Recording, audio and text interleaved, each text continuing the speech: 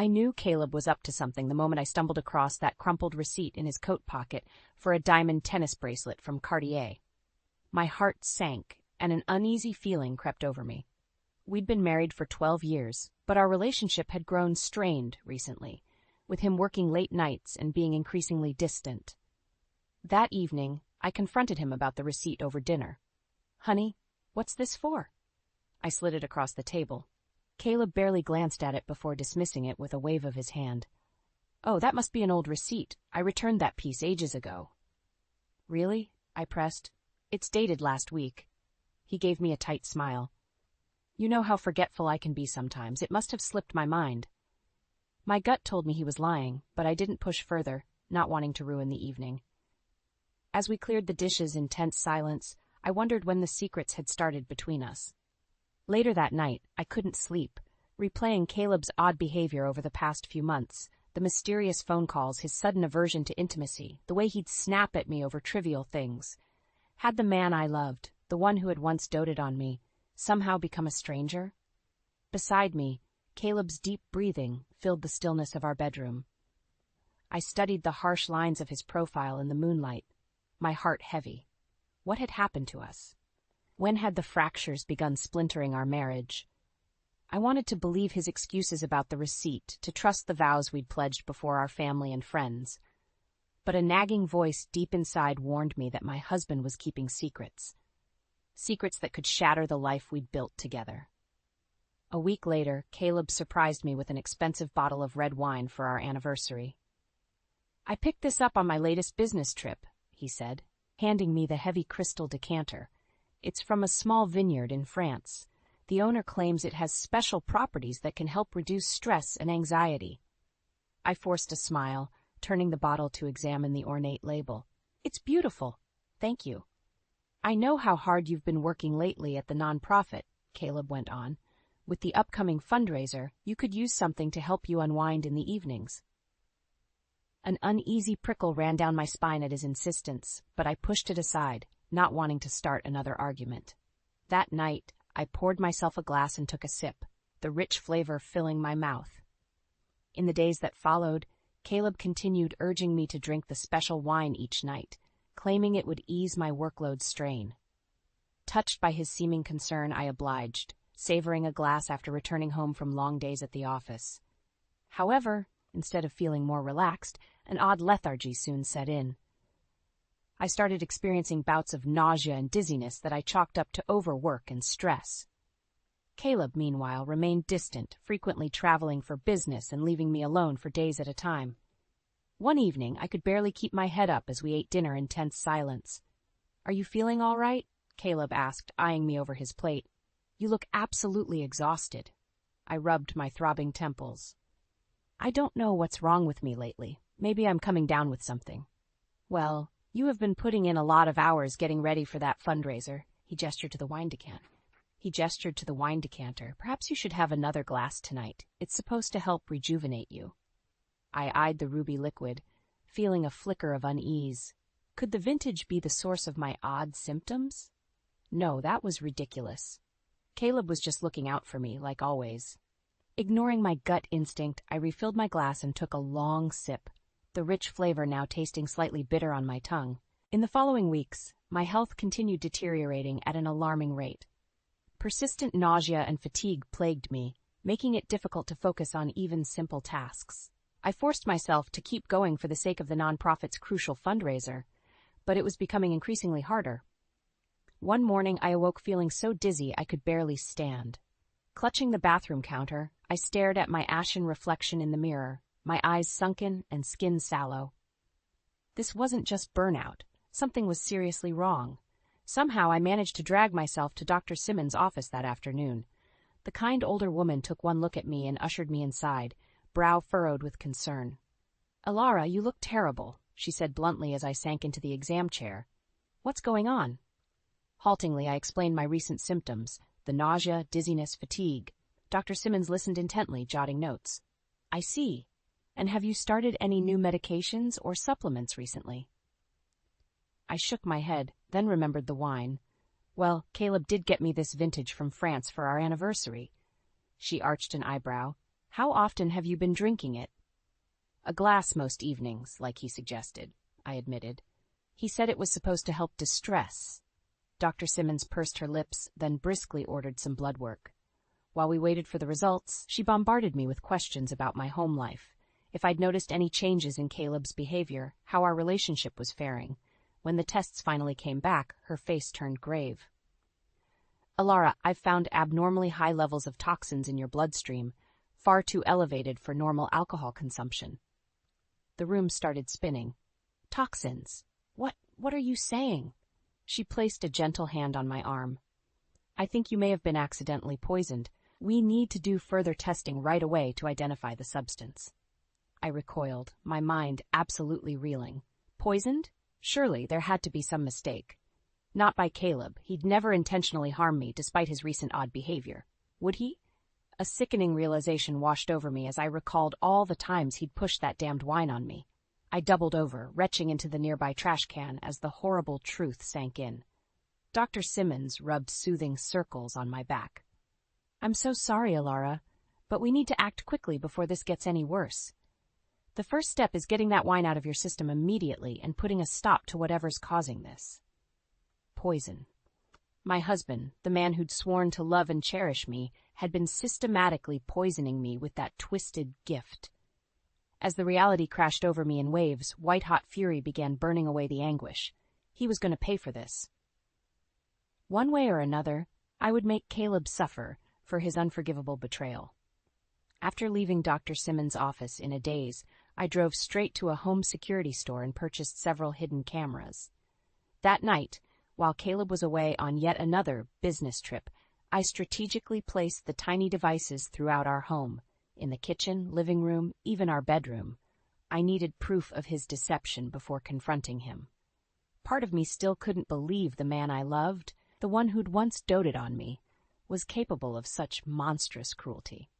But the toxicology reports didn't lie, and my own failing health told a darker story. Over the next several days, I forced myself to keep up appearances, all while obsessively reviewing the footage from the hidden cameras. At first, there was nothing out of the ordinary, just Caleb going about his daily routines whenever he was home. Then one evening, I spotted him in the kitchen, pouring himself a glass of the tainted wine and something else. A small vial was produced from his pocket. With a furtive glance over his shoulder, Caleb emptied its contents into the decanter before giving it a swirl. My heart stopped as I realized what I'd just witnessed. The following morning, I composed myself and headed into the office, forcing a bright smile as I greeted my coworkers. But inside, a cold rage was building. That evening, I decided to do some digging of my own while Caleb was away again. Pulling out his laptop, I searched through his emails and files until I finally uncovered a damning thread of messages between him and a younger woman named Nadia. The contents made my blood boil. Nadia, it seemed, was under the impression that once I was taken care of, she and Caleb would be free to marry and start their lives together with my substantial inheritance. Attachments included bank statements showing a joint account funded by Caleb, no doubt to support his mistress's lavish lifestyle. I scrolled through pictures of the two of them on exotic vacations, bodies entwined, clearly intimate. The final image showed Caleb grinning beside Nadia on a yacht, his arm wrapped possessively around her waist as she flashed a gaudy diamond ring at the camera, the same ring from that damned receipt. Tears of rage stung my eyes as I realized the full extent of Caleb's deception. All this time, he'd been slowly poisoning me in hopes of getting his hands on my family's fortune while carrying on an affair with this cheap gold digger. Well, if he wanted to play underhanded games, I could play them too. But I wouldn't go down as another helpless victim to his schemes. Caleb wanted me gone. He was about to learn you don't cross Alara Winthrop without paying a dear price. Setting my jaw, I began gathering evidence. The toxicology reports, video footage, emails, and photos. Then I made a call to one of the city's most ruthless, yet brilliant, divorce attorneys. If my lying snake of a husband wanted a war, I'd give him one he'd never forget. In the days following my horrifying discovery, a cold fury took root inside me. I found myself going through the motions at work and home, putting on a calm facade while a storm of vengeful thoughts raged beneath. How could Caleb, the man who once doted on me, go to such vile lengths for money and a cheap fling? Did our years of marriage, of cultivating a life together, mean nothing to him? The breach of trust cut deeper than any physical wound, but I refused to be the victim here. Not anymore. One evening while Caleb was away yet again, there was a sharp rap at the door. I opened it to find a sharply dressed woman in her late 40s. "Mrs. Winthrop? I'm Attorney Grayson. We spoke on the phone." I ushered her inside, my heart thumping. This was it, the first step in taking my life back. Grayson was all business as she pulled out a legal pad. "Now, from what you've told me, we have a clear-cut case of attempted murder for financial gain. An open-and-shut case if I've ever seen one." Her words sent a cold thrill through me. Attempted murder, there it was in stark terms. My own husband had tried to kill me. Grayson laid out her strategy over the next hour, acquiring all evidence, finding an investigator to dig further into Caleb's misdeeds, dismantling his financial assets piece by piece. "The way I see it, we can ensure the court awards you not only a sizable settlement, but possibly even has him prosecuted criminally," she said with relish. "That slimeball won't know what hit him." A grim smile crossed my lips. "Good. I want to take him for everything he's worth." Grayson's eyes glinted with anticipation. "Leave it to me, Mrs. Winthrop. We'll bury this bastard so deep, he'll never see the light of day again." Over the next few weeks, I supplied her with all the evidence I'd gathered, toxicology reports, video footage, emails, everything that proved Caleb's poisoning attempts and his affair with Nadia. The attorney had an investigator working around the clock, unearthing even more financial records and personal communications, tying them together. All the while, I played the part of the oblivious, doting wife whenever Caleb was home, all while secretly gathering my forces. Let him keep thinking he'd won, I thought coldly. He was in for a rude awakening. The crescendo finally came when Grayson informed me she'd uncovered one last bombshell, a sealed prenuptial agreement Caleb had his lawyer draw up right before our wedding. One look at the fine print revealed he'd been intending to take everything from the start, playing me for a fool while he planned his eventual exit strategy with Nadia. That did it. The gloves were officially off. I met Grayson's steely gaze, feeling an uncharacteristic thirst for vengeance coursing through me. "When can we proceed with dismantling this snake's life?" I asked, the words tasting like acid. The attorney's smile was full of teeth. "Right away, Mrs. Winthrop. It's time to make your husband pay for his sins."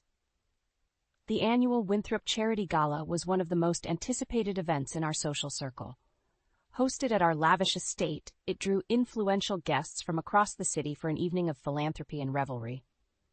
This year, however, I had another agenda in mind.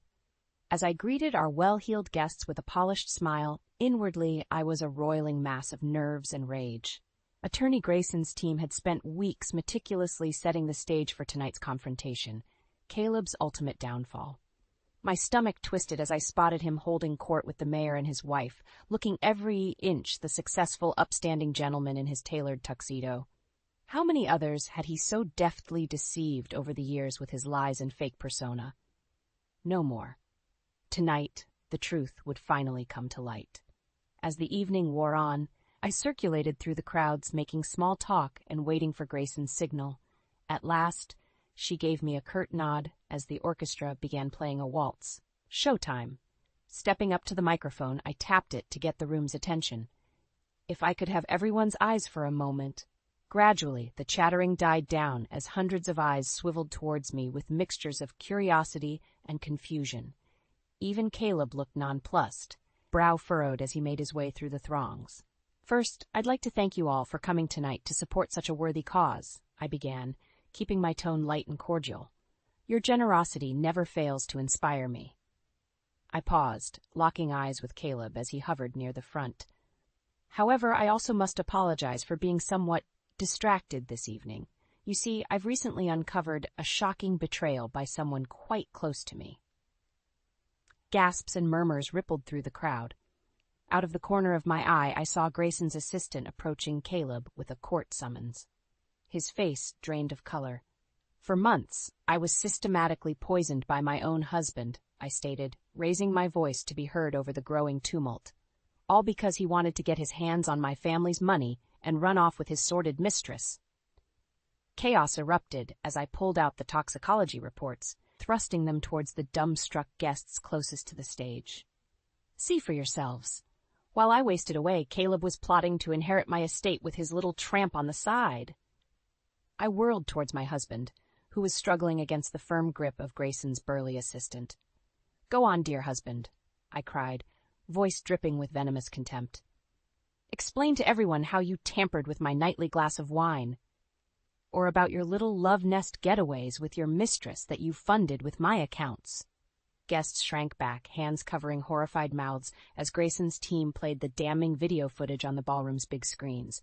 Caleb's furtive poisoning attempts, surveillance of his and Nadia's trysts. The stark evidence left him ashen, mouth working but no sounds coming out.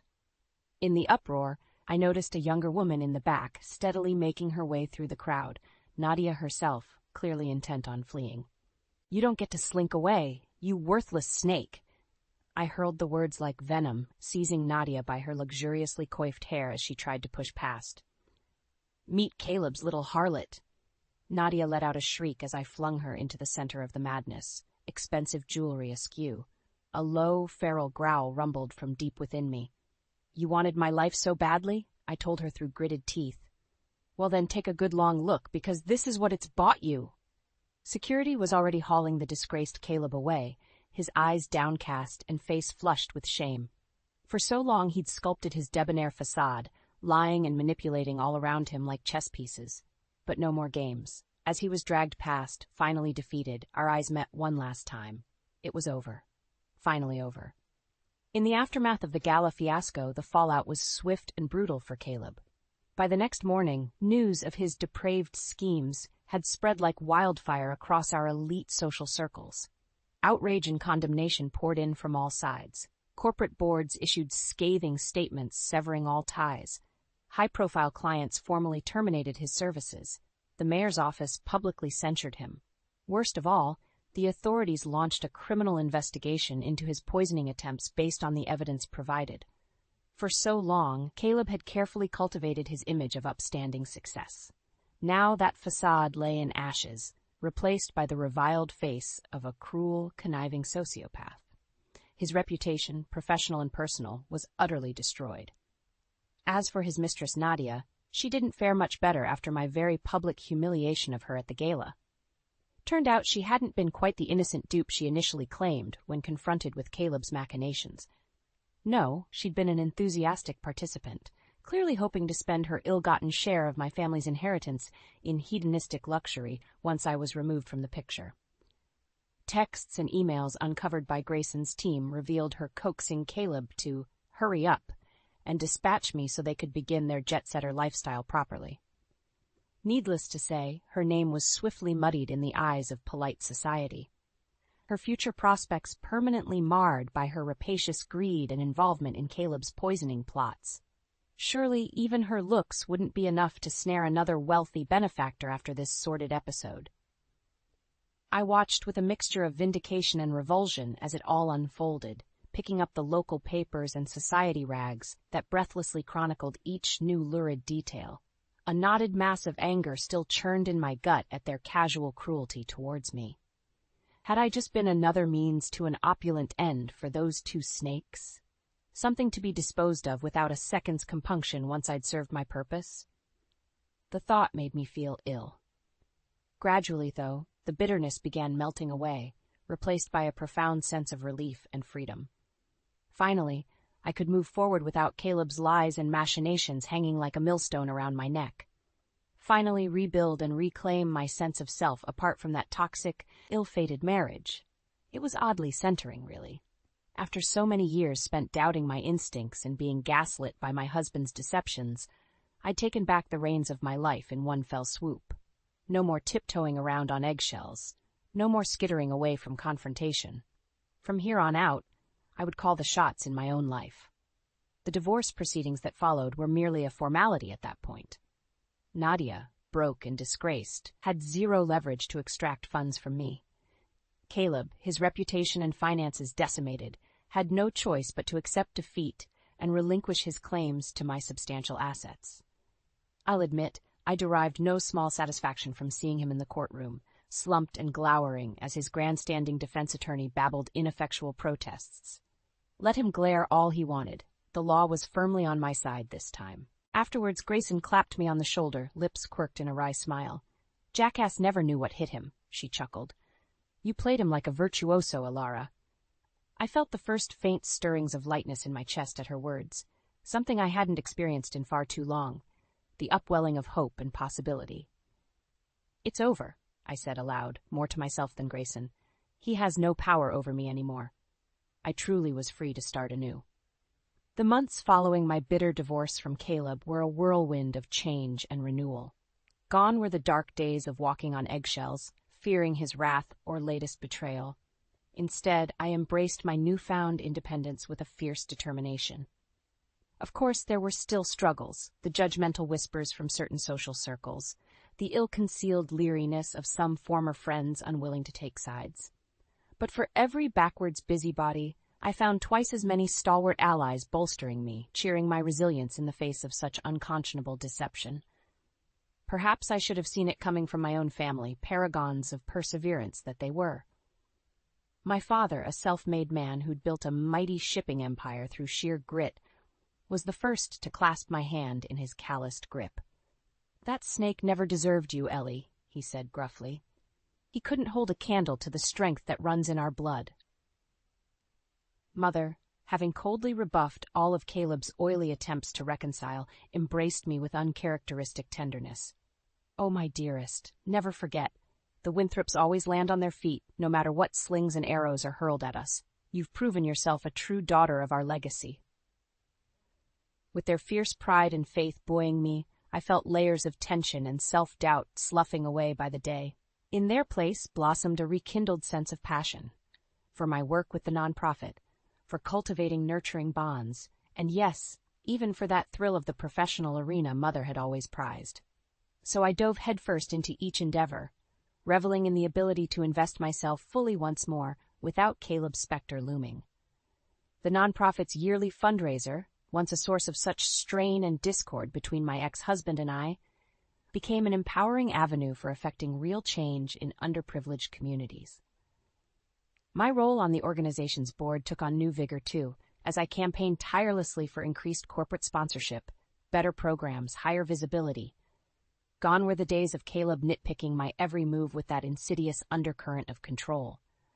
Freed from such toxicity, I soared, continuously shattering donation goals and overseeing budgets with an influx of fresh ideas and optimism. Even my fellow board members remarked on my newfound dynamism, some going so far as to float the idea of national expansion with me as the public face. You're unstoppable these days, Alara? Gerard, an elder statesman on the board, chuckled after one particularly galvanizing presentation I'd delivered. It's like a rebirth, like the real you has been unchained at last. His words resonated deeply within me as I accepted the torrent of congratulations with a genuine smile. Because in many ways, he was absolutely right. The old Alara had finally shed her shackles and inhibitions to emerge revitalized, like a phoenix rising from the ashes of that wretched marriage. In my personal life, too, I found myself reconnecting with cherished friends, making new acquaintances unburdened by Caleb's controlling presence. Dinners and social engagements became joy-filled occasions again, rather than source of apprehension over his foul moods or tendency to lash out when challenged. I even found the courage to dip my toes into dating once more after some gentle prodding from Mother. While none of the suitors quite sparked that elusive spark, it was heartening to rediscover my sense of confidence and femininity, too long suppressed by Caleb's emotional manipulations. As I twirled in the mirror one evening in a form-fitting cocktail dress, martini in hand and free of the hefty weight that had shackled me for so long, I felt a sense of profound contentment settle over me like a warm embrace. This, at last, was the authentic life I'd been seeking, vibrant, impassioned, beholden to no one's whims but my own. I'd been to hell and back, withstanding Caleb's worst torments, and emerged gloriously unbroken on the other side. Come what may, I would relish every breath of this hard-won freedom, seizing each new day as the wondrous gift it was. My name was Alara Winthrop, wealthy socialite, esteemed philanthropist, loving daughter and true friend, and I would never let anyone make me feel small again.